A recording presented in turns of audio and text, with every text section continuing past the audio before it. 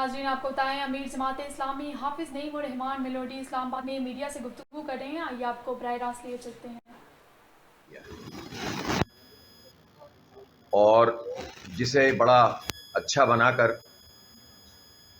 خوشی خوشی جس کا اظہار کیا جا رہا ہے کہ انہوں نے کوئی کامیابی حاصل کی ہے. افسوسناک بات یہ ہے کہ یہ پورا عمل ہی نہ صرف مشکوک تھا بلکہ عدلیہ کے اوپر قبضہ جمانے کے لیے یہ کارروائی کافی دنوں سے جاری تھی.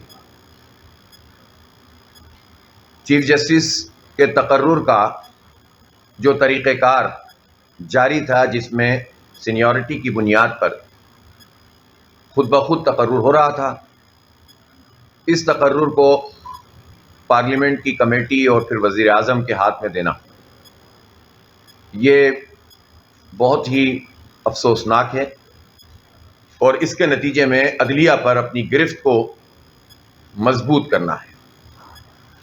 پاکستان کا جو آئین ہے 1973 کا، جس کا حوالہ پاکستان کے سینئر سیاستدان بار بار دیتے رہے ہیں، 1973 کا آئین انتہائی مشکل حالات میں بنا تھا اور اس آئین پر تمام جماعتوں کا اتفاق ہوا تھا. ان جماعتوں میں بلوچستان کی جماعتیں بھی شامل تھیں، سندھ کی جماعتیں بھی شامل تھیں، پنجاب کی بھی تھیں اور اس وقت صوبہ سرحد تھا اس کی بھی تھی، اور مختلف نو خیالات رکھنے والے اور مختلف نظریات رکھنے والے لوگ اس آئین کے اوپر متفق ہو گئے تھے. اور تمام تر سیاسی اختلاف کے باوجود اس وقت کے وزیر اعظم ذوالفقار علی بھٹو صاحب وہ اور اپوزیشن نے مل کر ایک متفقہ ڈاکومنٹ تیار کیا.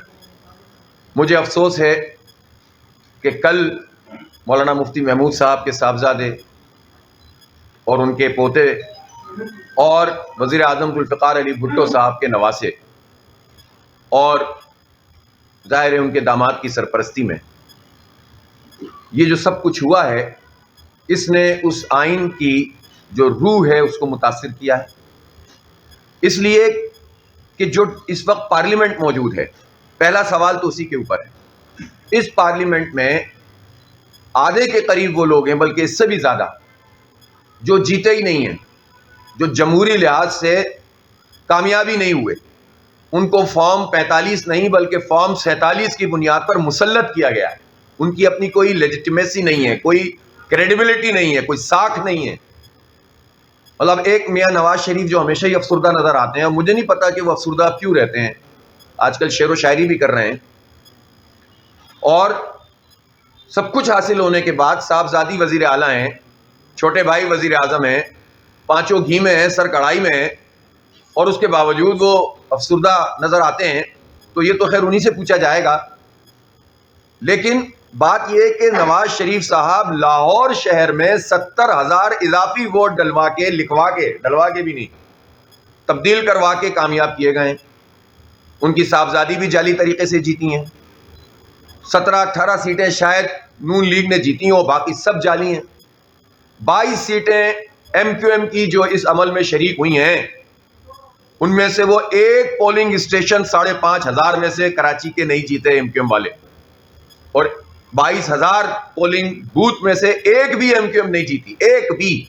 ذمہ داری سے کہہ رہا ہوں، جو فارم 45 موجود ہے دیکھ لے جا کے. وہ 22 سیٹیں بھی شامل ہو گئیں. اور کل عملاً پی ڈی ایم 3 ایکٹیو تھی. یعنی پہلا کام پی ڈی ایم نے پاکستان کے حوالے سے یہ کیا کہ جس کو آئینی طریقہ تو کہا کہ ہم نے رجیم چینج کی، لیکن اس آئینی طریقے میں تو سندھ ہاؤس آباد ہوا تھا نا، انسانوں کی قیمتیں لگی تھیں، خرید و فروخت ہوئی تھی، دباؤ ڈالے گئے تھے. اس کو یہ جمہوری اور آئینی طریقہ کہتے ہیں. تو اس جعلی طریقے سے جس پی ڈی ایم نے پاکستان کی جمہوریت پہ شب خون مارا تھا، وہی پی ڈی ایم کل عدالت پہ شب خون مارا. ناظرین امیر جماعت اسلامی حافظ نعیم الرحمان اسلام آباد میں میڈیا سے گفتگو کر رہے تھے.